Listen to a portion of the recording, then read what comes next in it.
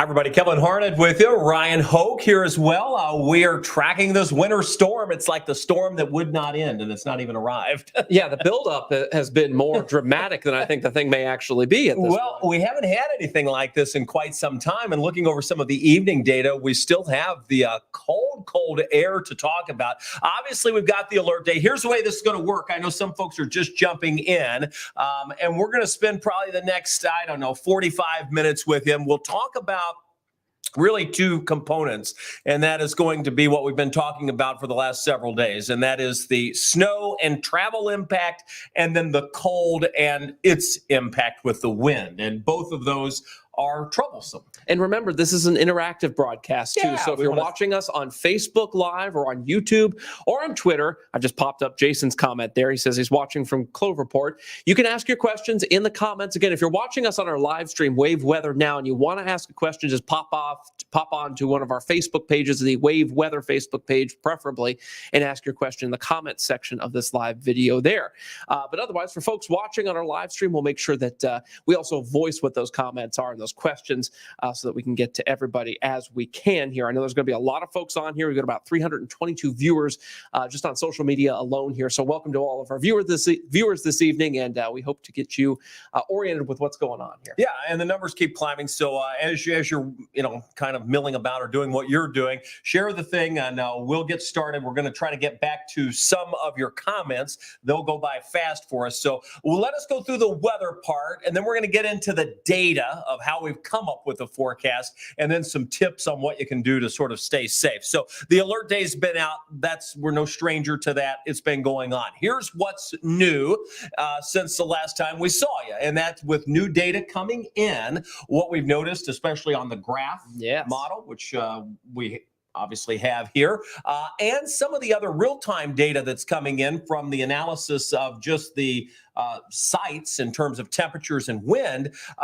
Some of this model data, including the graph, is shifting the heaviest snow a little farther to the south and east. Now, will that trend continue is a big question mark. It's always a big question mark in this kind of setup here, but we've seen some of the latest data from the European model. For you weather nerds out there, like the 18Z model was looking at that during our 7:30 newscast, and it came in with a pretty decent amount of snow, a little closer to the Ohio River. So will that hold?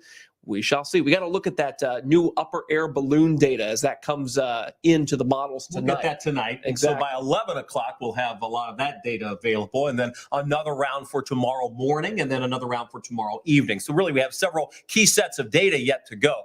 The impact remains the same. This hasn't changed. We knew this would be like this from the beginning. Anytime you're dealing with cold Arctic air, you deal with travel impact, and then the extreme cold. Factor in the wind, that means the wind chill. The uncertainty is still the placement of where the heaviest snow will be and the visibility issues that we're going to have because of the blowing snow. Right. Blowing snow can reduce visibility to a point where it's dangerous when you're driving. So keep that in mind even through the day on Friday. Yeah, let's walk through the timeline here. We'll start with late tonight, early tomorrow. Just some general rain, cold rain, upper 30s to 40s. We'll climb into the mid to upper 40s in the afternoon. This isn't a problem. Some folks will be out and about doing their final prep for Christmas, trying to get it done. Maybe you're traveling tomorrow to beat the storm. Good idea. We'll get that out of here for the early hours on Thursday. But by about that 5-6 o'clock time frame, and I've been getting a lot of texts and emails saying, "Hey, what about businesses? When should we send people home? What should we do?" The thing we've said all day is, anytime you start to get past 5-6 o'clock, it's time to start to wrap things up. You're going to want to be where you need to be by that 7 o'clock time frame. And notice that's kind of a bump upward in time, a bump back, if you will, or forward, I should say, to that 5 o'clock to 8 o'clock window there. Here around 7 p.m. in Louisville is probably when this is going to start to, the wheels are going to start to fly off the bus here as that cold punch of air moves on in. So the colder air moving a little bit faster on some of the data this evening. That's the difference from when we were sitting here at this time last night. Two things have changed. One is the forward time. So instead of it being mid to late evening when we expected the temperature crash, it looks like it's earlier evening. And consequently, with the colder air coming in faster, we're going to see that Arctic air invade with a depth that could give us high snow ratios, which means greater snow accumulation. And we'll talk more about that in a second. That accumulating snow would occur between 8 p.m. and about midnight or just after tomorrow night into early Friday morning.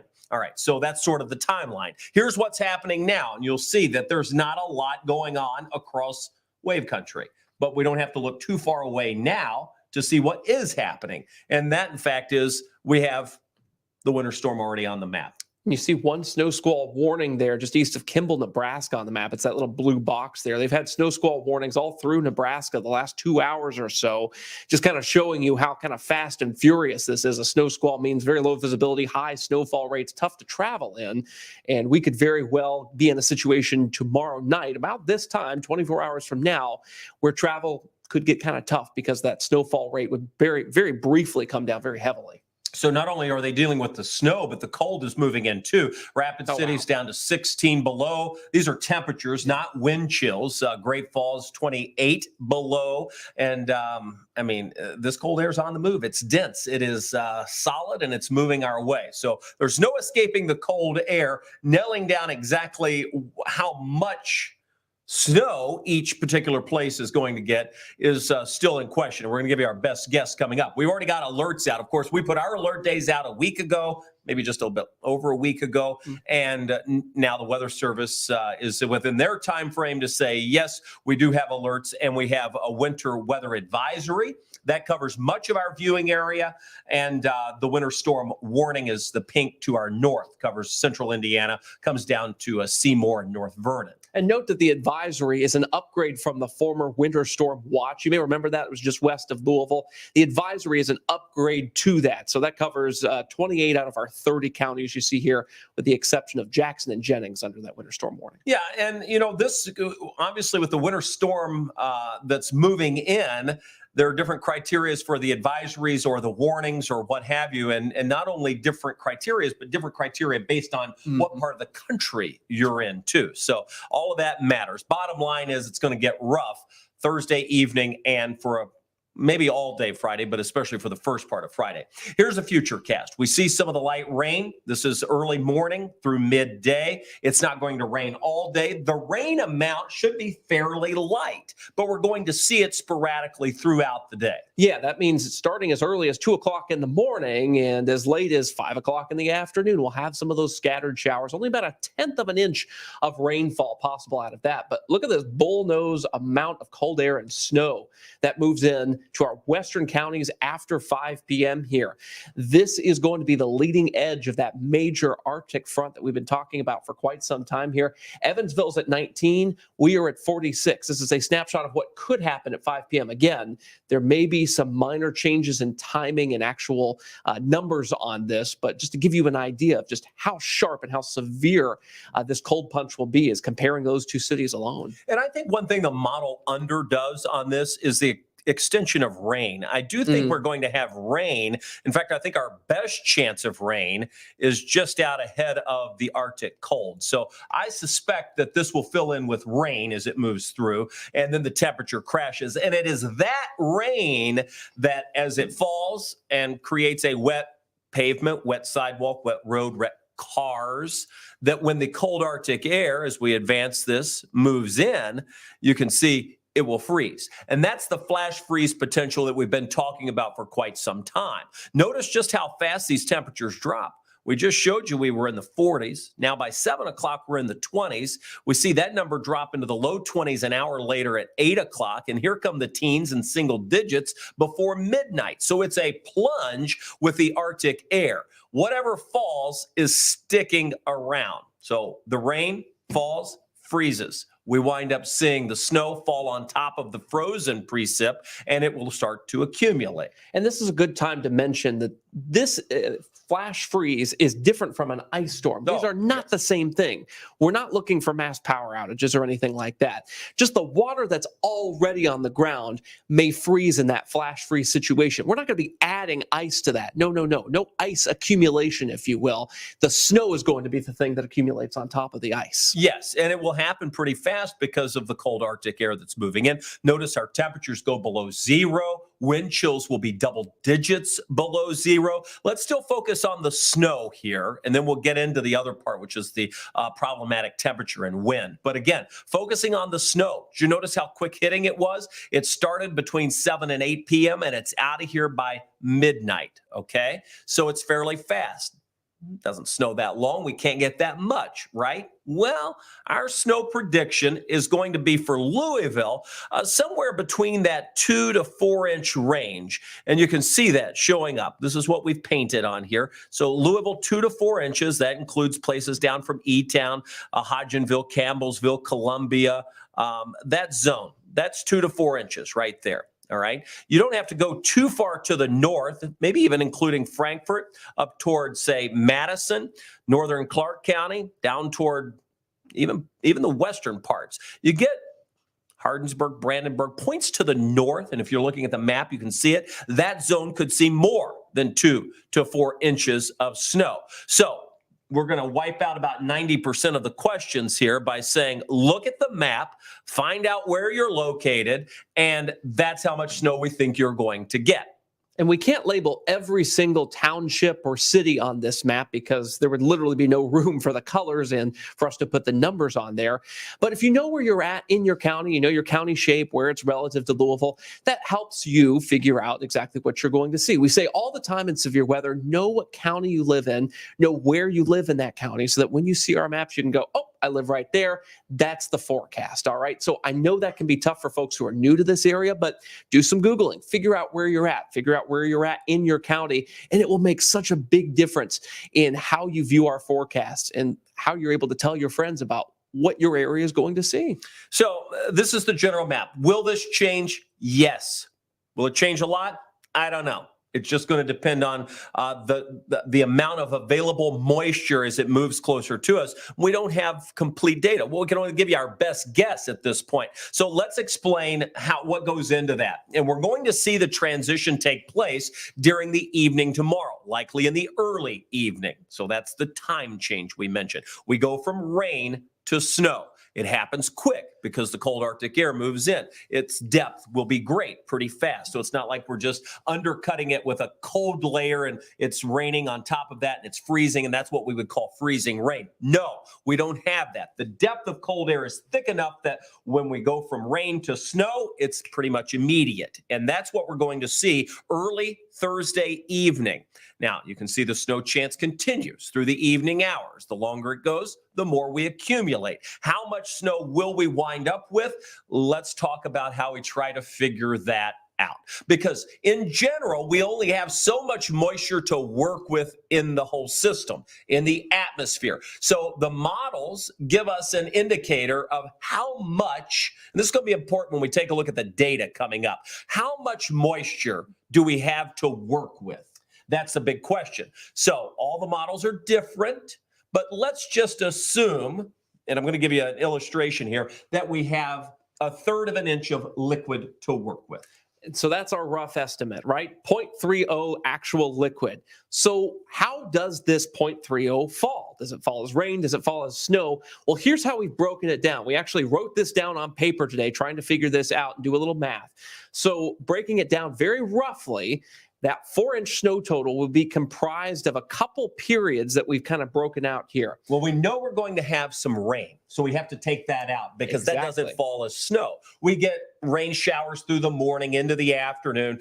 0.3 now goes to 0.2 because we give them 0.1 to just rain, and that doesn't accumulate as snow. So now we're left with 0.2 liquid content. So we have to figure out what happens to the 0.2.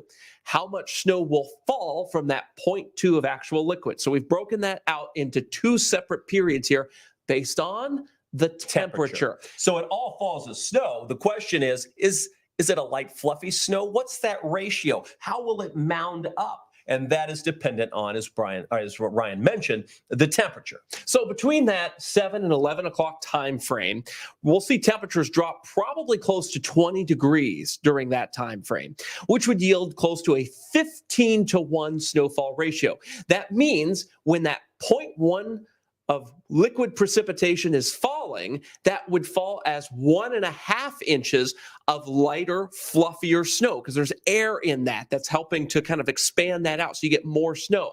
Typically, by the way, we would see closer to a 10-to-1 snowfall ratio. So that's already a pretty fluffy snow.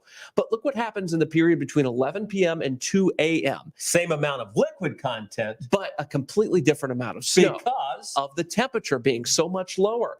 When we get down closer to 8 degrees there, that 25-to-1 snowfall ratio kicks in. So that same 0.10 of liquid then piles up to 2.5 inches of snow. So even though we won't have a whole lot of moisture to work with in this system, the extreme temperature drop and the reaction to that with the higher snowfall ratios, I mean, they just skyrocket through this event, will pile up the snow more than what you would typically see in a situation like this. This is very different than what we're used to seeing around here, these very high snowfall ratios. Yeah, so that's kind of the fun math behind what goes into forecasting that amount. We're saying 2 to 4, and you say, well, this example gives 4. Well, here's why this example could be off, and it's really because of how much precipitation falls between 7 and 11 versus 11 p.m. and 2 a.m. Bingo. The bulk of it is going to fall early on. It probably won't be equal parts as we've done in our demonstration here. So that just gives you an idea of why the fluctuation occurs. So let's talk about the impact. Regardless if we get 2 inches or 4 inches, the impact is the same because we're going to wind up with freezing temperatures that create rough driving conditions late Thursday, early Friday. That's when we have the worst driving conditions. With that said, the winds are going to crank up through Thursday night into Friday, and then especially during the day on Friday. And that's going to cause blowing snow, reduce the visibility. It's going to make it tough to drive. Consequently, we get at red lights throughout all of the day on Friday, easing that back just a bit as we roll along through Saturday. Blowing snow is not something you typically hear us talk about around here. That's kind of like a Nebraska, Michigan sort of thing. And this is a Nebraska, Michigan kind of system for us. It's very, very cold for sure. We don't always have Arctic blast paired with 40 to 50 mile an hour winds. Yeah. So I'm going to walk you through again the impacts, and then we're going to get into the wind and then the data. So let's walk through the impacts. If you're viewing us west of I-65, places anywhere from Freetown, Seymour, down towards Salem, Paoli, English, Indiana, rolling down through Crawford County, Harrison County, Indiana, and then pushing into Meade, Breckenridge, Grayson, a chunk of Hardin County. Here's what you need to know. Your issues will begin to develop from west to east, starting at 5 p.m. and going through 7. Sometime in that range, areas west of I-65 start to see conditions deteriorate. That means the risk of the flash freeze goes up through that time. The rain should transition to a period of snow through that time, and your wind gust will be increasing through that time. Now, it's a similar scenario as we move the whole system to the east, and that means along I-65.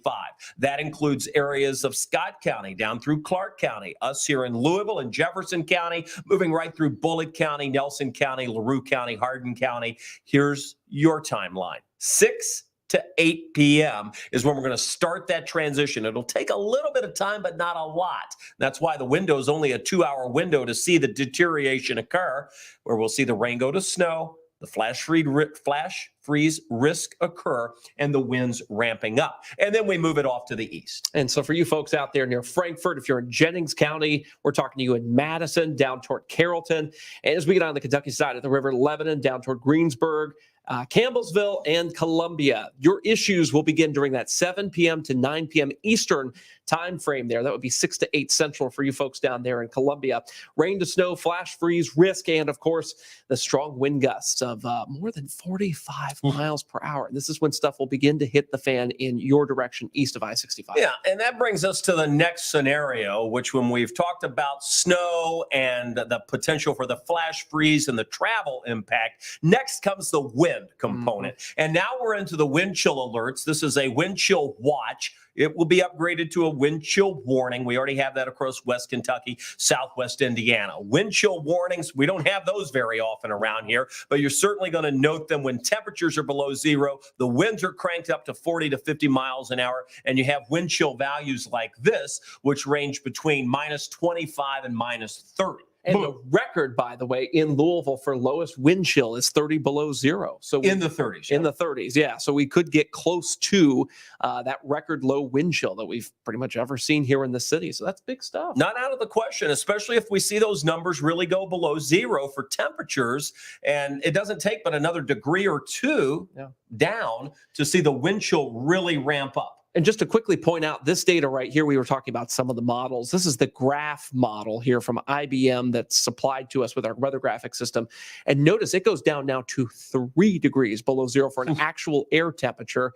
It's more of that cold trend that we've been seeing there. I wish I could say it improved as we went throughout the day Friday, but it doesn't a whole lot. Temperatures will be in the single digits, some areas to our north closer to zero, and the wind chills stay in the double digits below zero all day. So that's a frigid Friday that's on the way, and we'll see a meager increase as we roll into our Saturday. The winds will be gusting anywhere between, I'd say, 40 and 50 miles per hour through that time. So that's the zone that we just have to watch for. It's going to be rough for quite some time.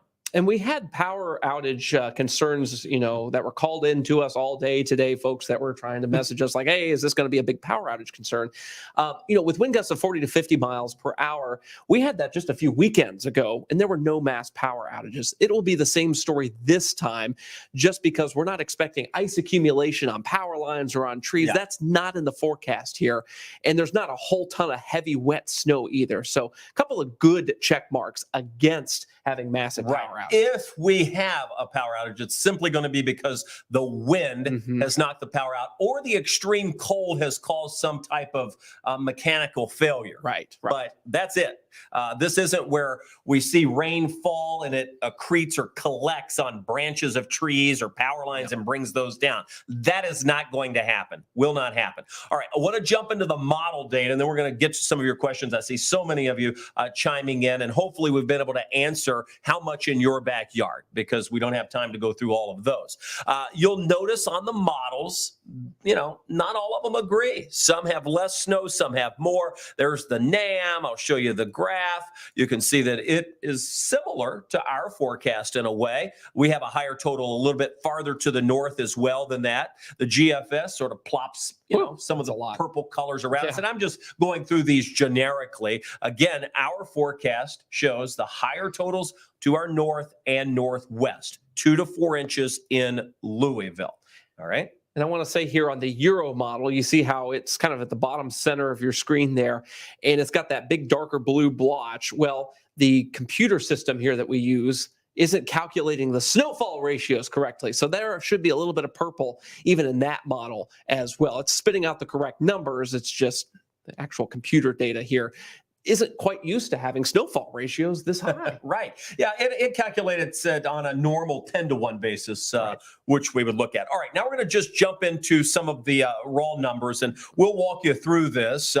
We thought this would be kind of fun to show. For the weather geeks, you'll get a kick out of this. Other folks will be like, it's going to be a lot of data. Enough of this talk. But it's going to pop on. So this is the graph output, and let's just walk through this because it really shows a multitude of data. So again, we start, and it's important to get your bearings on the time here. So as we roll through the overnight hours into the day tomorrow, we start to see precipitation chances go up, and that's the rain chance because temperatures are well above freezing. So you'll note that, okay?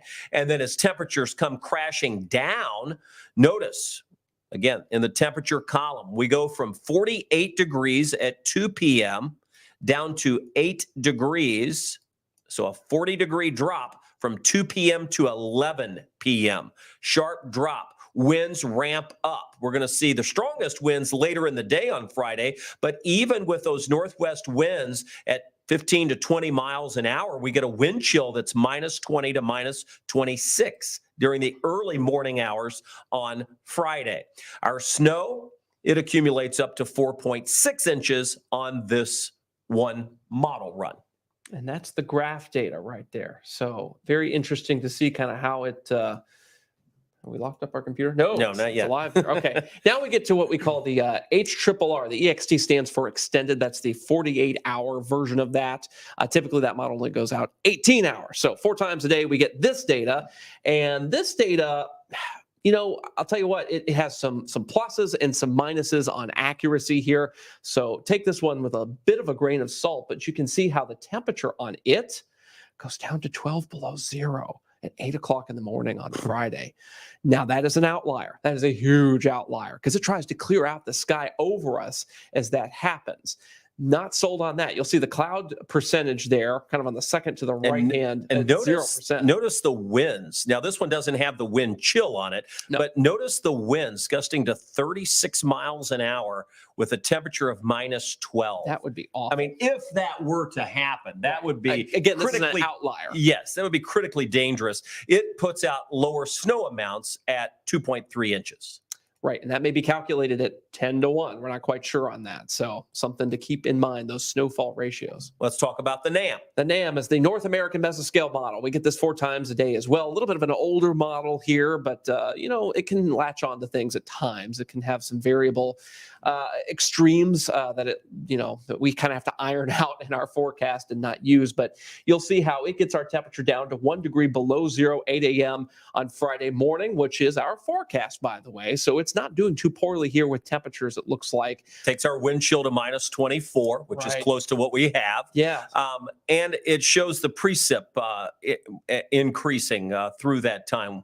And you'll notice the humidity or the cloud cover increasing. Now, I don't know why the precip is all 0 here. Yeah. That is not correct on the model output. It could be just the available data in our system, unfortunately. On right. That one. But at least you get a feel for the temperatures there, a little bit more sensible temperature output. Here comes the coveted European. Yeah, and a lot of folks prefer the European and the long range. Now that we're getting into shorter ranges, we'll be sort of combining and comparing to the long range model data. But again, the same general trend. By the time we reach that 5, 6, 7, 8 a.m. time frame, temperatures are near or below zero. Winds are coming in at 30 to 40 miles per hour on the gust. That takes our wind chills into that -25 to -30 range. We've seen some snow quits accumulating. It looks like, even almost before midnight with a total of 3.8 inches of snow. So you get the idea. We've sort of taken all of these models, and as we've run through them, we have come up with a 2 to 4 inch range for Louisville, higher totals to the north. Let's take a look quickly at the GFS. Yeah, the global forecast system here. This is what we call the American model. It likes the snow. It loves the snow system. This is a model that's run in Silver Spring, Maryland, on a bunch of crazy computers there. And you're seeing it takes us down to 3 below zero there. Notice the trend there, going below that 1 degree below zero reading that we have in our forecast. And some of this takes the wind chill down to 28 below zero, pretty close to our forecast as well. And then, holy cow, look at these snowfall totals. It gives us nearly 6 inches of snow in Louisville. Again, these are calculated values for the Louisville Muhammad Ali International Airport. That may be a bit bullish, but it's not out of the realm of possibility. All right. So something we're keeping an eye on. So that's why you want to keep an eye on us, especially during our 11 o'clock news tonight, when we'll have more data in and we'll be able to adjust our snowfall forecast and you'll needed. Notice that we have the wind chill that stays below zero all the way through the overnight hours and throughout the next day. So the wind chill stays below zero right through our Friday, and likely into early Saturday. So that's what we're dealing with in terms of the wind, the cold, the danger that poses, in addition to the snow and the slick roads and the danger for travel that poses. So a couple of tips: the extreme cold, make sure the garage doors are closed, open the bathroom and kitchen sink doors, the cabinet doors, so that warm air from the house can circulate around it. If you can, let the faucets drip so the outer pipes on those outer walls don't freeze, and make sure the pets are inside. When it's safe to do, we always appreciate your feedback and support, and that comes with photos or any other comments that you may have to help make us better. And we appreciate those coming through the Wave Weather app. So that's what we're looking at in terms of what's coming our way. Again, I'm going to put our snow projection up here, and just note that we're in the 2 to 4 inch range, higher totals north and west. One note on the extreme cold tips there, be very careful with space heaters during this whole Well, we've already seen that this year where they caught on fire and burn houses down. Like, make So- sure you're in the room with the space heater as it's going. Make sure it's the only thing plugged in to the outlet you've plugged it into. Just those kind of sensible things. Don't lose sight of that, because I know everybody's going to be preparing and trying to keep their families warm here, but don't do anything that would put your family in danger. All right, let's try to jump through some of your questions. We'll stay on for a little while tonight. And of course, we'll be back on again tomorrow evening. So let's just jump to it. Okay, we've got Jonathan here. Flight arriving 8 p.m. tomorrow. Do you think I'd be affected? So good question, Jonathan. We've had a lot of these flight questions coming in. Tomorrow evening, 8 o'clock, I doubt that flights will be affected locally. But the question is, how do the other places where the connectors occur, how are they affected? Because it's a domino effect. Once it starts happening tomorrow, places as you work from Milwaukee to Chicago to Indianapolis, we're going to start seeing some problems occur in those hubs. And if depending on where you're coming to and from and what connectors there are, could be some problems. But locally, I know we were on the phone with UPS today, and they don't anticipate shutting down, having any kind of problems. They're going to go full bore with making sure folks get their packages, and they wouldn't do it if it was unsafe for the plane. Yeah, and a lot of folks don't realize Louisville's airport has one of the premier snow clearing programs in the country. The equipment, the folks who work there, they're on their A game, because we got so many packages that got to get to folks by Christmas, right? Speaking of travel, Morgan Johnson asks, do you think it will be safe to travel by Saturday? Yeah, and that's a confidence kind of question, right? I mean, a lot of people are like, oh, and it depends on the road you're going to be on and where you're going. So to answer that question's tough. I think that conditions slowly improve, but slowly is the key word. And that just really depends on the type of road you're going to be on. Has it been treated or cleared? And how confident are you in the ability to get there? So it's all about your comfort level on that sort of thing. Yeah, it really is. Again, these questions are coming from our Facebook comments on the several Facebook pages that we are broadcasting live on right now. If you don't see the comments popping up at the bottom of your screen, that means you're watching us on Wave Now or Wave Weather Now. And if you'd like to ask a question, just go to one of our Facebook pages, like the Wave Weather Facebook page, and comment on the live video that's there right now. A lot of folks saying thank you, and we just want to say thank you to you. I mean, this is our job. We get paid to be here to do the weather, which is kind of cool, right? Like, I mean, they're paying us to do our hobby. So we love this, even though in this instance, leading up to Christmas, I have to give a shout out to our team because so many folks adjusted time off that we were supposed to have to make sure we would be here this week. So, we do kind of adjust with the weather, and that's because we appreciate each of you. So in the season of giving and the Christmas spirit, we just appreciate all the people who tune to us. We know there are choices out there. We try not to get too hyped up about it, and we just want to keep it real. We're going to give you the information you need, and we just ask you to walk along with us, and we'll make sure you stay as safe as we can, because we're going to give you the information as we see it. So we got a question here from Kelly. Will there be thunder snow? We had that question last night. Everybody asked that. Yeah, because they've seen the video, right? They've seen Jim Cantori out there being like, wow. Okay, it's a very, very, very, very, very small chance. Very small. I would say no, we're not going to see thunder. Let's see. We got a question here from Buzzy. Buzzy is asking, will it be possible for there to be a winter storm warning in the Louisville metro area at any point through this? It's possible. Yeah, we're on the advisory, so that's an upgrade from the watch that they had to our west. The difference between a warning and an advisory is just a couple of inches of snow and how they dictate what alerts get issued. So it is possible, but for now, it's still the winter weather advisory. Yeah, so we'll see how that evolves over time. Now, should that go to the 4 to 6 inch snow, we should mention that the National Weather Service is forecasting lower snow amounts than we are. That's correct. So theirs meets more of the advisory criteria. Should they expect us to get 4 to 6 inches of snow, that would have to be bumped to a winter storm warning. Right. We've got another question here from William. And by the way, I think I'm going to change my name to Buzzy. I like kinda that like name. that name. Buzzy. Very edgy. I like that. Yes. All right, William, Nice back name. at you. William, in your professional opinion, should businesses close for the safety of their associates and customers? Look, we can't tell you what to do on that. That's So not many our call. businesses are different, right? And yeah, that's Like, how essential is your business? Where is it located? There's a lot. maybe of we should different just say things. yes and then close up and not be here tomorrow. We're out. No, that's subjective. So that depends on what kind of business you have. Right. All right. So Tommy and Angela, they're asking, is there the possibility that this thing could crank out a surprise foot of snow?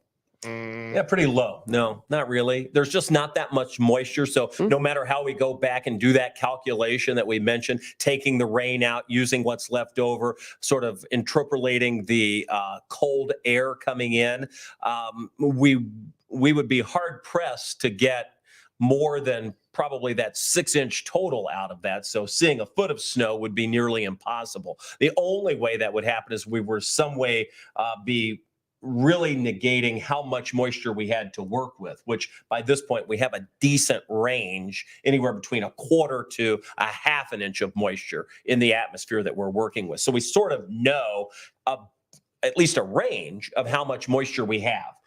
That would be very difficult to get that foot of snow with that level. Even if all of it fell as snow at a 25-to-1 ratio, it wouldn't be that much. Okay, so we've got let's see, Ryan Dobbs asking here, the latest model showing more of a secondary low to increase the moisture. And what Ryan is referring to here is something A lot that of we people have discussed heard last about night. this because people were asking it yesterday. Right. So the question is like, are we going to see an increasing snowfall accumulation on the Kentucky side of the river because of that?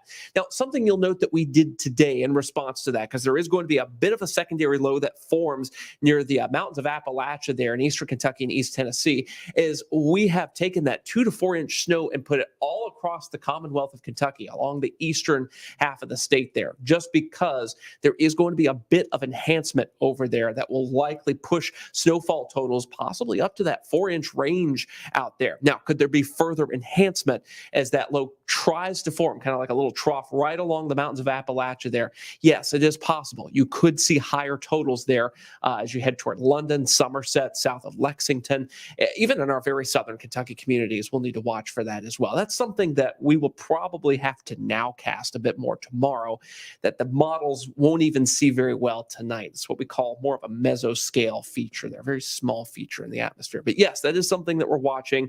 That is something that we're starting to take into account here in our forecast. I'm just moving around some of our SkyTrack cameras. There's Bardstown for you. For those down in Nelson County, we've got you on the screen right now, and we'll be watching all of our SkyTracks. Oh, Anita's got a good question Anita here. says, do you think no matter how much snow we get, do you think we will still have a little bit on Christmas Day or at least on Christmas Eve? Absolutely. yeah, it's not going anywhere with those temperatures. We're going to be sitting in a meat freezer. All this snow is going to be preserved for days. It'll probably stick around until Tuesday, Wednesday of next week. Yeah, at a minimum there, based on the temperature forecast. I tell you, the definition of a white Christmas, we've mentioned this time and again too, because the technical definition is that there's 1 inch of snow on the ground during the morning hours, 7 a.m. on Christmas Day. I don't think we're going to have a problem hitting that. So I think we have a white Christmas this year. The question is the wind, because there's a person that actually goes out at the airport and measures it. Well, and I mean, if they're in a high wind tunnel and it blows. Did I just knock us? No, you're good. Off? You're good. Sorry. I hit the mouse. If the wind, because the snow is so light and fluffy, if it blows the snow and they go out and measure a half an inch of snow, then technically it's not. Sorry, you're gonna knock this. I keep hitting off. the mouse. I'm animated using my hands. Technically, we wouldn't have a white Christmas at that point, but we'll get that on Sunday. So the answer is yes, probably a white Christmas there. Tiffany, appreciate the comment there. She loves the science and the loving our job and the care and compassion. We really appreciate you watching us. We put a lot of thought into this, a lot of blood, sweat, and tears into a forecast that's this tough. And a little bit of arguing. Yes, and that's a good thing, by the way. For sure. It is a good thing. Could you imagine having just a bully being like, this is the way it is? we like to discuss things and try to figure out, well, okay, let me hear your reasoning. Okay, well, here's mine. And then we're able to come up with a comprehensive view, which is why our forecast is a little different than the Weather Service, frankly. Right. The concepts are all the same, but the interpretation of the data and sort of our experience is different for all of us, not only here in WAVE, but among all the different weather entities here in the Louisville area. So you're going to see some at least minor differences, but everybody's got at least the same idea here, right? That this is... Well, there's still a winter storm. Right. There's still a winter storm. It's going to be the coldest air we've seen in 7 years, that whole thing. All right.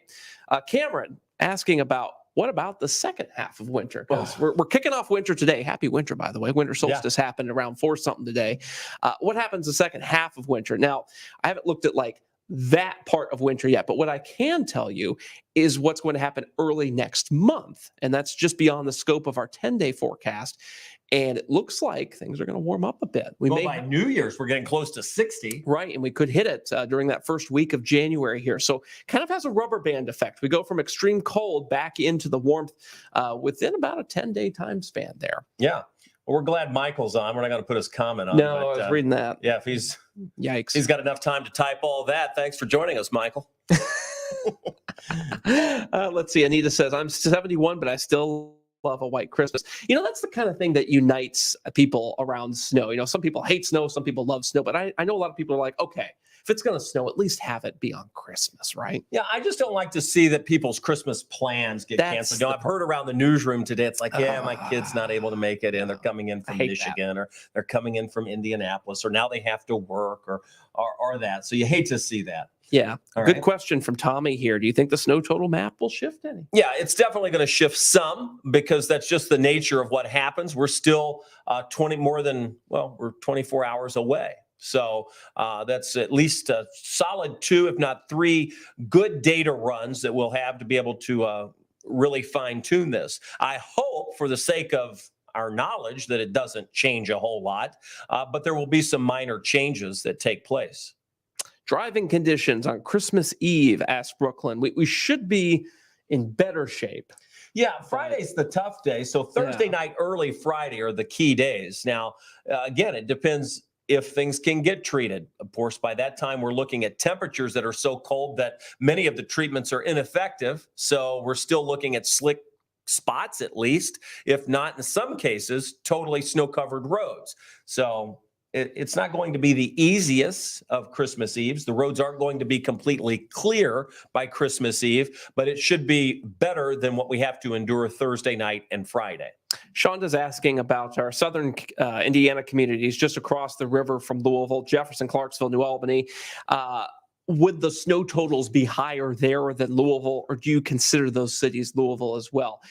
There may be a very tight gradient somewhere, but it's hard to say exactly if that's like right on the river or not at this point. So just keep checking back. Our snow forecast, you can kind of see like the wide view here. We don't drill in enough to really see the exactness of every small town and every even big town on the map in southern Indiana. And that's just because it's going to be pretty tough, even at this time range, pin that down exactly. If I were to zoom it in, you can kind of see, but we hand draw this. So again, that's not what it's meant. When we talk about southern Indiana, for the most part, you can see that we're looking just north of the river to see that increase. The idea is that you're going to be closer to the 4 than the 2 by the time you get to southern Indiana. And then that goes from 4 to 6 and then 6 possibly up to 8. But 8 is on the high end for even the folks shaded in purple. We've had several questions about flights tomorrow. I mean, that's probably been one of the highest asked questions here. Jonathan asking, I have a flight coming in tomorrow at 8 p.m. Yep. Will it be canceled? It depends on where it's coming from, because it won't necessarily be Louisville that causes the cancellations, because the snow crews are going to be on top of this thing. It's just that, is it coming in from Detroit? Is it coming in from Chicago? Those will be cities that will be more impacted than us, most likely, especially with that timing. Scott's asking about the transition time of when we go from snowfall to the end of the snowfall. So let me just put this up. This shows sort of the duration. Now, we could have some spotty rain showers earlier in the day Thursday, but you get the idea. Through the afternoon, the rain chance starts to increase. That's as the front's getting a little closer to us, squeezing the moisture out of the atmosphere. We're still warmer than freezing, so we get the rain. And then as the Arctic front moves in, we transition from rain to snow, and it's only about a 4 or 5 hour period of snowfall. This is not a lengthy snow. This is fast. And the only reason we're even talking amounts that could be on the order of close to 4 inches for a chunk of the area is because of the intense cold air creating those high snow ratios. Otherwise, we would see the snow fall, hits a wet ground, some of it melts, and then we're going to struggle to see an accumulation of 1 to 2 inches of snow. But because of the intrusion and what we feel like is going to be a super rapid speed of that, then I think we freeze it and we start to accumulate fairly fast. Just responding to what Jonathan was asking earlier, he said his flight was coming from Orlando. That should be fine. Orlando's nice and warm right now, so no unless that plane there was coming from Chicago, and then you would have a problem. So there may be cascading delays among the airlines tomorrow night into very early Friday morning. So keep that in mind. Even if you're coming from a warm place, there may be problems downstream of that. Another question here, Ethan asking, will the timing change to earlier time? So basically, can this timing skew even earlier than what we've done today, which about an hour or two earlier than what we had yesterday? Yeah, and it's possible. You know, obviously we're tracking it tonight. So now that we have the storm, it's fairly becomes easier to see its forward motion, and the track of the timing we should sort of have nailed down. Now, could it alter an hour or so? Yes, but that range, we've already narrowed it down to about a 2-hour range. So that's probably about as good as we're going to be able to get that. My buddy Andre went to high school with him. He's asking, will you need help from weather spotters? Yes, we need to know your measurements, and we need photos of those measurements. So go to the Wave Weather app and submit your photos of the snow there. So if you want to stick a ruler down in the snow, take a picture of that, preferably in good lighting so we can see what it is, and then send that to us on the Wave Weather app. That allows us to get your photo the quickest, and it gives us permission to put those photos on social media and TV, because you sign a little release form on there when you're doing that. So super easy to do, and we like videos too. Videos are fantastic. We'd be able to show your videos on TV. Turn your phone sideways. Yes, record using landscape mode, not portrait. And landscape. only do it if it's safe. Here's the deal. Yes. We don't want anybody out Thursday night if you don't have to be. And we certainly don't want anybody out early Friday because of the wind chill if you don't have to be.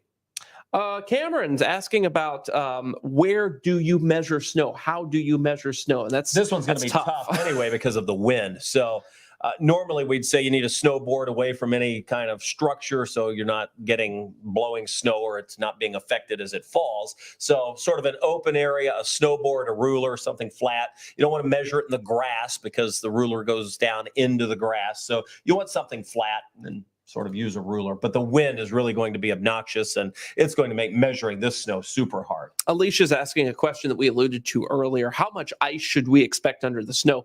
It would be negligible, just be a very, very thin layer of that, because it's just the moisture really on the sidewalks and roads that would be freezing. And that's not going to be everywhere. So again, real important. I don't want people to get hyped up on the ice, even though that could cause, and we expect it to cause some problems. It's not going to be the headline of this storm. What will be the headline of this storm is going to be the brutal cold and the wind chills that are 25 to 30 below zero. So yes, there will be some driving issues because of the snow and whatever rain freezes, but the cold may be more impactful. These are good, different questions, guys. Thank you so much for submitting them. We really appreciate this. Well, it makes us all smarter, right? Like we can explain the meteorology behind it and other people watching and say, oh, that's good. These are solid. Thank you, guys. Rita's asking, with the moisture and warm temps in the area at the time of the temperature drop, any thoughts on severe weather? No severe weather with this, because even so, we will still be at 47, 48 degrees before this thing barges in. And that's not warm enough, not enough heat energy for severe weather, just plain rain going pretty much exclusively over to snow without really anything in between, because the entire column of the atmosphere is going to cool to below freezing, so that ice crystal, that snow crystal, can make it all the way to the ground without doing anything crazy in between here. We do have winds just above the surface that will be howling. Oh, yeah. So very strong wind field, but no severe weather. Oh, good question from Tommy. We haven't addressed this yet. Will salt or brine work with this system, dropping as low as the temperature is supposed to go? Yeah, no, it won't. Flat out. So that's the tough part, and the brine, which some places have already put down, I mean, good for trying. And if you have the resources to go ahead and do it and say, you know what, if it gets washed off by the rain, then have at it. But we're banking on more snow than rain. And if we get mist on the rain, at least that'll help when the snow falls. All right, I can buy that. But the fact is, even people that have brined, there is going to be pockets of rain. So you're taking the risk that gets washed away anyway. So it could be a waste. Doesn't mean it is, because not everybody's going to see the rain, perhaps. And it could be a light amount. So bottom line on that, Tommy, thank you for the question. But the sodium chloride becomes ineffective. Right. It's like 19 degrees or below that, you start to run into problems. And we're going down below zero, if that gives you some perspective. Dana's asking, will it be hard to open car doors Friday morning? We haven't talked a lot about that. But if you get the rain and it gets down in the seal, that's going to freeze. Yep. So, make sure the garden hoses are disconnected. Make sure that the car doors, are able to be opened if they get wet. And we're going to have those kinds of problems. I think there are going to be a lot of dead batteries. Oh my gosh. Yeah. If your car battery is more than like 3 years old, might want to consider tomorrow morning, first thing, going like, maybe I should go to the auto parts store. You think they have batteries? I bet Kroger and all the other, grocers are without everything. Today, I mean, I was out. I haven't been out since when I came in here this morning, but it was packed everywhere I passed. I mean, I was like, whew. It was busy. I was at a big box store that has a red circle on it this morning, and Target. It was a little nutty in there. We were just getting some supplies. Did you get wrapped up? You finished your Christmas shopping because you're going to be busy? My Christmas shopping has been done since Monday. Hallelujah. Oh my God! Since Monday. I don't think I ever started this year. I'm just going to issue an apology ahead of time to my family. I think people will understand. This is bad timing for this to happen. I'm not kidding. I mean, like I did a minor thing over the weekend, and then I'm like, whatever. On a more serious note, Kathy saying prayers for animals and the homeless. This was something we discussed last night. The homeless population here in Louisville are going to be very, very exposed to this tomorrow night and Friday, Saturday, and Sunday, really. So, our thoughts are with folks who are trying to get resources together to make sure that those folks have a warm place to stay, because it's not good. I know Nina Mosley from Wayside Christian Mission was in earlier today, and once they fly the white flag, they don't turn anybody away. So I know all of the shelters are going to be packed, and I hope that the people who are homeless take the warning and go inside. It can be deadly. Yeah, and Louisville Metro Animal Services kind of working overtime too to make sure that the strays are in, and that those pets that may be lost have a place to be here. All right, Christine is asking, what's the best thing to cover a windshield to try to keep it clear of ice and snow? Well, that's a good question. I see in the parking lot like a cardboard box people use. That's not a bad idea. To try. I'm sure there are other covers. Some people put plastics and garbage bags on there. I saw a video on TikTok yesterday of a guy who had covered his entire vehicle, by the way, in like plastic, and it snowed real bad. And there was somebody next to him trying to scrape off the car, and he just went whoosh, and his whole car was clear. I thought that was pretty cool. Interesting. Be nice if we all had access to that level of enough cover, plastic, right? Yeah. Seems like a prank to me. Like, wouldn't you like to just go wrap Brian Good's car in plastic that's a college like fraternity hazing prank right there? I'm thinking that would be funny. That's so funny. Let's see. Omar asking about flights from the south. They should be fine tomorrow. The problem is going to be if the airlines are having these cascading delays. If the equipment, if you will, if the plane can't get to the southern location and then get to your location, then obviously your flight's going to be canceled or delayed. So It just depends on where everything is coming from on the flight part of things here. Oh, Ryan's asking, Ryan Miller here, which parts of Kentucky will be impacted the most? And it appears to be the western half of the state that would see the highest potential for the highest amounts of snow. Anywhere just across the river, like Henderson, like Owensboro, from like the Evansville area would probably see some of the higher totals. So, and we should make this make sense, right? Because there's only so much moisture to work with. And as the storm system moves, it precipitates out. So we're losing available moisture. So consequently, those who stay in the cold air the longest would stand the chance to see the greatest amount of precipitation fall. And is that going to be rain or snow? Well, by the time it moves into southern Indiana, the temperature's crashing. We're in snow, and snow for the longest period. Now, unless we inject additional moisture or lift, then that's what we have to work with. And you can see what happens as we play it out. They still see the snow. They see it a little longer. And consequently, when you look at our snow projection, we have them in the highest potential. So it makes sense, right? Ruth is asking, what socks am I wearing tonight? And the answer is, I'm wearing these Kentucky Derby socks that are like orange and pink. They match my tie. Well, that makes sense. Right. You're dreaming of the spring. Right, exactly. I would show them to you, but we're sitting on bar stools, and I would probably die if I tried to put my sock in the Probably camera wouldn't be view a here. good thing. That would probably violate our insurance policy here for me to even try that. Let's see if we've got So what socks tomorrow then? The bread and milk socks? The bread and milk socks. Absolutely. One of our former producers got us bread and milk socks one year. So we're going to wear those probably tomorrow here. Debbie saying, the second I see a flake, I've got my salt ready to spread on every entryway. It'll only work for so long, though, as that temperature goes all the way down. I made the critical mistake. I mean, I hate to even admit this, to be honest. But I had some salt, like salt that you put on to melt ice. Yeah. But I didn't realize that it would eat my concrete up too. Oh, yeah. That so could be a there problem. are like certain kinds of salt. Yes. Some are safe for concrete and some aren't. Well, I clearly had the kind that wasn't safe. And now I have all these divots in the concrete. It dissolved away parts of the concrete. Oh, Yeah. that is rough. That could be- So word to the wise and from experience, make sure you have the right kind of salt. And keep in mind, too, that some of the salt's not good for your grass either. So try to keep it away Well, I from didn't that. care about killing the grass, but I didn't 'Cause it want was to already chunk up dead. I didn't want to chunk up my driveway. Whoops. Yeah, that's no good. Justin, are you expecting snow ratios higher than 10-1? Yes, Guaranteed. absolutely. 100%. I'm willing to bet a lot on that because of how cold it's going to be. Yeah, on average, it should be closer to 20-1. Could go even higher than that. Oh, this is a great tip from Tiffany Cooper here. I have kitty litter ready to go on my sidewalk. Seriously, it works and you can sweep it off later because it provides you with more traction so it's not as slippery.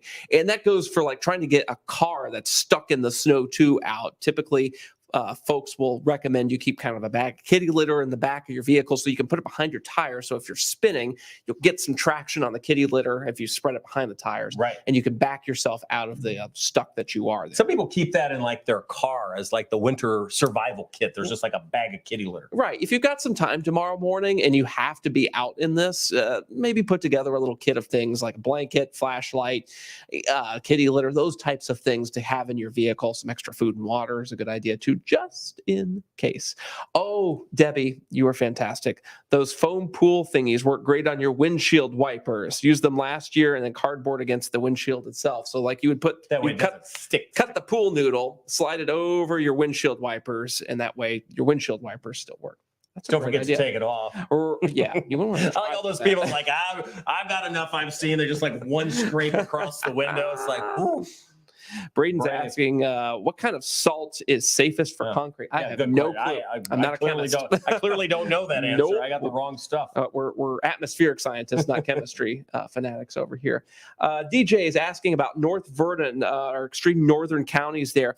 Do you think North Vernon could go over 8 inches of snow? I think that's going to be tough just because of the available moisture. I know we painted 6 to 8 inches on there, That but would be an extreme that's high on end. the high side. Yeah. I think you get 5-6 inches of snow. And that's where I think we see the higher end cut off. But on our maps, we go, by 2-inch increments there. And once again, I know we've talked about this, but it's good to mention it because we keep getting the question over and over. Do we need to worry about power outages? And no more than a typical windy day like we had a few weekends ago when Louisville had a 55-mile-per-hour gust. It would be that level of impact, which was not very big. Now, granted, any power outage when it's getting this cold is significant, so the power crews will be ready, but this is not an ice storm. We're not expecting massive power outages, just not in the forecast at all here. Let's see. Oh, we've got a lot of good questions coming in here. Let's see. Karen says, please tell people to have blankets, cold weather sleeping bag in their car. That's a very good idea. Jeremy's asking a weather question here. Why does this storm go up across Indiana instead of up the coast like a nor'easter? It's kind of like the same direction, just like 400 miles to the west of that, it seems. Yeah, we've been in zonal flow all day today. So as we increase the cloud cover today, but we just don't have a huge trough that this storm is digging down into to eject up on the far east side of the mountain, Appalachian Mountains. So we wind up seeing this storm kind of just coming across the upper plains and then moving off to the, it dips down a bit, but it's following the upper air. And frankly, when we looked at it earlier, I'd say late last week, early this week, it looked like it could dig further down as the trough dug into Texas, develop an even more powerful low in some respects, and then push up. Now, this storm will go into the northeast. It likely won't be a nor'easter, but this storm will obviously move to the north and east as it passes by us. And something different about this storm is how strong the area of low pressure gets so far to the west that this thing has to curve up because of physics, curve up to the north very quickly as that strengthens. So that's something to keep in mind too. Typically nor'easters kind of form in the warmer waters off the coast of the Carolinas and near Georgia. But this thing, it's so far west and so far inland, getting so very strong that it can't do that classic nor'easter track because it has to cut north before that happens. Imagine if you had a storm of this strength with the millibars where it's at, which is like 996, 999. Imagine if you could inject plenty of moisture in this, what that would be. Now, that would be a major nor'easter, but the fact is, in some ways, this storm system is limited. It's been coming in from the north. It's been precipitating out across parts of the Dakotas and will continue across parts of Nebraska and into Wisconsin and Minnesota. By the time it gets to us, it is starting to run out of juice. Right. And even though it's a very strong storm, it suffers from what's called continentality, meaning that it's running into the dry air that's over the continent, right? Whereas a nor'easter of the same strength. What are they called? Incontinent? That doesn't sound right. No, speaking of things you buy at Target. Anywho. Where was I even going? I was trying to make you laugh. He has thrown me so off. Anywho, the same strength of a storm that would be over the Atlantic has all that ocean moisture to work with and be throwing a ton of snow inland. But this is not the Delmarva Peninsula. This is Kentucky and southern Indiana. Air is drier. All right, I put our snow map back up. Jeremy, thank you for getting us into that. A lot of folks asking, saying thank you. We appreciate the compliment, Margaret. Thank you. We appreciate it. We're going to be here. Tawana's in tomorrow morning. Obviously, Brian will be back on early tomorrow. So sometime around 9:15, again at 2:15, and then we're back at 8:15. So we've sort of scheduled these out to be able to take your questions and concerns, to give you the latest information. And I suspect that as we get into the day tomorrow, we'll really be able to sort of hone in on the exactness. Right. Kathy's asking about this comma head that we were talking about. It's the kind of the wraparound snow around the low. We talked about that some yesterday. It could increase totals. Is that still in play? Not quite as much because of the low track. It cutting so far north that we kind of get this one boom burst of snow behind the Arctic front, and that's kind of it. We will see wraparound snow showers and flurries, but they won't amount to much. That wraparound comma head snow would be way far to our north at this point, where that would happen. And even so, with that comma head, there's a lot of dry air that's going to wrap in on the backside of this as well, even limiting that comma head's area ability to put down some of these massive snowfall totals, because the air that's coming in is so crazy cold that it's also crazy dry, and it's going to try to shut down that snow as fast as it can. That's why we've only got snow in the forecast from like 7 p.m. to midnight tomorrow, and that's about it, aside from the few flurries that we'll see on the backside of that deal there. Let's see if we've got any more questions. Yeah, here. and sorry, I know I'm looking away here, but I'm looking at some of the new computer models that are coming in. So the the 0Z HER, so 7 o'clock run of the high resolution model, still showing for Louisville just over 3 inches of snow. Okay. Higher totals off to our north and west. So okay, again, all right, that kind of lines up with what we have in our forecast there. That's very interesting. Cole's asking about the roads here. Driving conditions on I-71. What will that be like? Well, it's going to be like it is everywhere. Within the sound of our voices here in Kentucky and southern Indiana. You know, you're going to have slippery roads. You're going to have snow blowing and drifting on top of it. We're not talking a ton of snow. This is not 1977, 78. This is not 1994. This is not even 2004, even though it's the same date, which is kind of weird.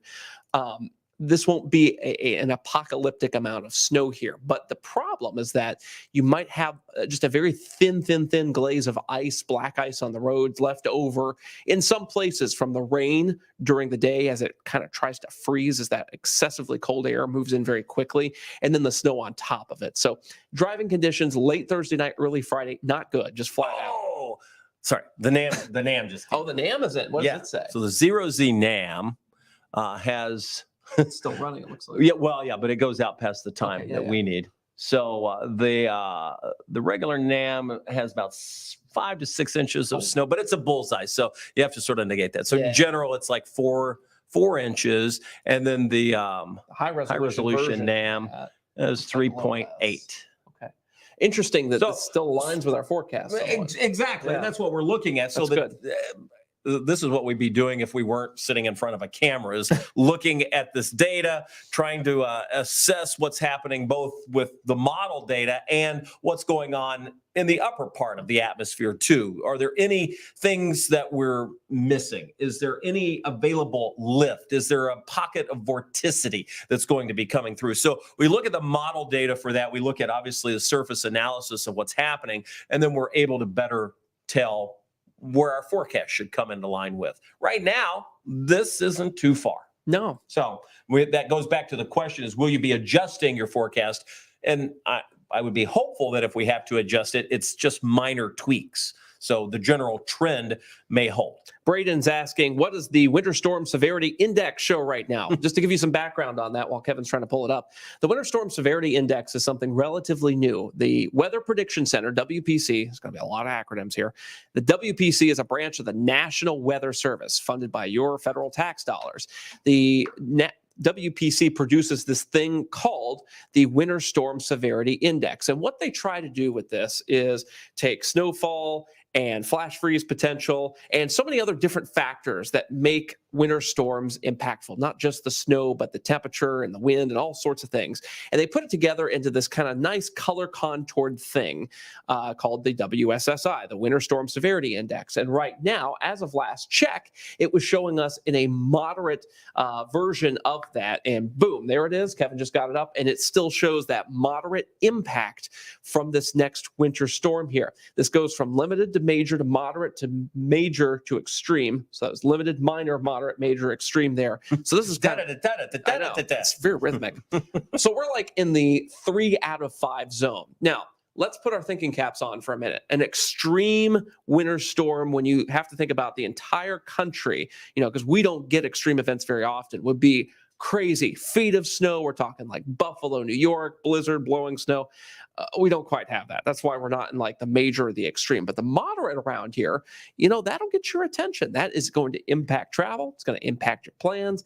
I hate that we're so close to Christmas and so many people's plans and travels are being impacted by this thing. But that's the way the cookie crumbles, as they say. No, we don't control it. No, if we did, we wouldn't be working here.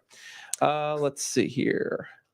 All right, couple more questions. We're coming up on 9:30. We're going to have to wrap it up. Aaron is saying, so 6 to 8 for Orange County. We have you placed in that range for now, so that's what we'd think. Mail carriers. Yes, thank you to our mail carriers out there. Good point. You folks are essential this time of year and all times of year, really. Keep your mailboxes clean and streets clear of cars if possible. Fantastic advice. You guys have to get the work done. Teresa's saying thank you. We say thank you back to you. And then a question here from Diane that says, how do you think Saturday will be travel-wise? Again, all of that is subjective based on where you are, the type of road you're looking at, and the confidence in driving. So it's so hard for us to answer those questions. I know. I still think we're going to have some slick roads. Obviously, the farther north and northwest you go, could be even worse. First of all, the roads there can be a little more windy. I think interstate travel should be okay by Saturday. I hope so. I'm planning to head home on Saturday. Yeah. Scott County, Indiana, Brendan is asking, why is Scott County under just a watch? Well, since you've looked, you're now under a winter weather advisory. So that has changed, and that is an upgrade from the former watch. And to those asking, could we see a winter storm warning? That is possible, but they would probably make those upgrades in more of our counties a little closer to the time here. You'll notice that Jackson and Jennings County, that's the Seymour, North Vernon area, are under a winter storm warning that goes tomorrow night through early Friday. Yeah, I see Cameron asking about salting roads, driveways. Is that a wise idea before everything freezes over? Again, some of it's going to get washed away. I think if it were me and I had the right salt, I'd just take the gamble. If it gets washed away, it gets washed away. But if it doesn't, that's going to help. Exactly. So that's the way I would approach it. Good advice there. Brendan appreciates that. We're running out of questions here, folks. I think we've exhausted the question load, which is pretty good because typically, these questions keep coming and coming and coming, and we have to kind of cut things off. But I think everybody kind of knows what's going on now. Perfect. Well, we'll be back on tomorrow again. We've been on for over an hour here. We want to say thank you. I'll be back at 11 o'clock tonight. We're going to go through the rest of the data we have coming in. We'll make some minor adjustments, and we'll give you the latest forecast. In the meantime, I hope you have a great night. Be safe, and tomorrow's the day of change. So the winter storm will be rolling in. We'll have full coverage throughout the day, beginning on sunrise with Tawana Andrew tomorrow. Brian Good follows up through the midday, and I'll be back later in the afternoon with Ryan. We'll be here. We'll keep you informed. And as always, Wave Weather Now is your 24-hour weather live stream, the only one for the Louisville area. And we'll have updates on there constantly. And, of course, you can always watch it 24/7. All right. Good night, everybody. We'll see you.